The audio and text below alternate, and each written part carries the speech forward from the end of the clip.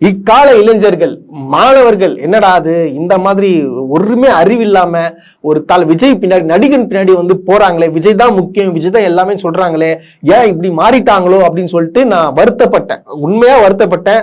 ஆனா நேத்து ஒரு நிகழ்ச்சி நான் பார்த்த வெறுப்பு எனக்கு தெரிஞ்சிச்சு. இந்த மாணவர்கள் தமிழ்நாட்டின் தூண்கள் கரெக்டா இருக்கிறாங்க. ஒரு சிலர் தான் அப்படி இருக்காங்க தவிர பலர் வந்து சிறப்பா இருக்கிறாங்க. அதாவது இந்த வயசுல எனக்கெல்லாம் வந்து இந்த அரசியல் என்னன்னே தெரியாது.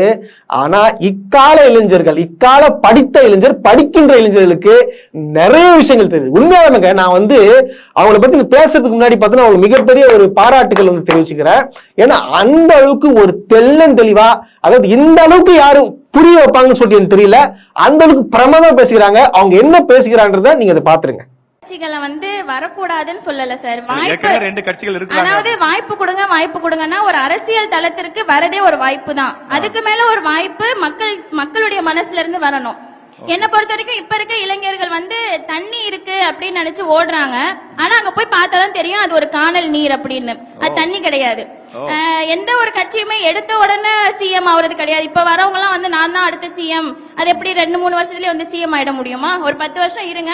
அண்ணா சொன்ன மாதிரி தான் அவங்களுக்கு பழக்கமே படாத ஒரு இடத்துல வந்து அரசியல் கட்சி அவர் வந்து எடுத்த உடனே ஆகலையே. அவர் திமுகவுல இருந்து அதன் பிறகு கட்சியில இருந்து விலகி வந்து தானே சிஎம் ஆனாரு.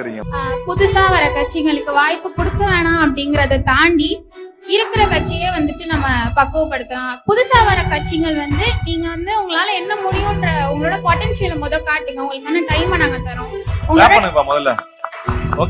ஒரு படிக்கின்ற மாணவி சிறப்பான கேள்வி. அந்த 2 மாணவர்களுக்கும் வந்து ஒரு மிகப்பெரிய பாராட்டுகள்.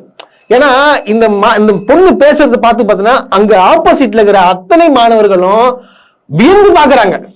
என்னடா அது, ஓ இப்படி ஒண்ணு இருக்கா, ஓ இப்படி இருக்கா, ஆமா அந்த பொண்ணு சொல்றது கரெக்ட் தானே அப்படின்னு சொல்லிட்டு பேசுறாங்க. அது பாருங்க, சொல்லி கொடுத்து பேசுறது வேறங்க, இதெல்லாம் வந்து அறிவு ஆட்டோமேட்டிக்கா வருதுலாம். புரியுதுங்களா? ஏன்னா இவங்க புரிஞ்சுக்கிறாங்க. இப்ப நாங்க வந்து கிட்டத்தட்ட பாத்தீங்கன்னா ஒரு வருஷமா வந்து விஜய் வந்து ஒரு தற்கூரி அரசியலுக்கு தகுதி இல்லாதன்னு சொல்லிட்டு தொடர்ந்து வீடியோ போட்டுட்டு இருக்கோம். ஆனா எங்களை விட வெறும் 3 நிமிஷம் பேச்சுல காலி பண்ணிட்டாங்க. உண்மையாங்க அந்த அளவுக்கு ஒரு தெளிவான ஒரு பேச்சு. இந்த மாணவி பேசுனதை கேட்டு பார்த்து பலர் தூங்குகிறான்.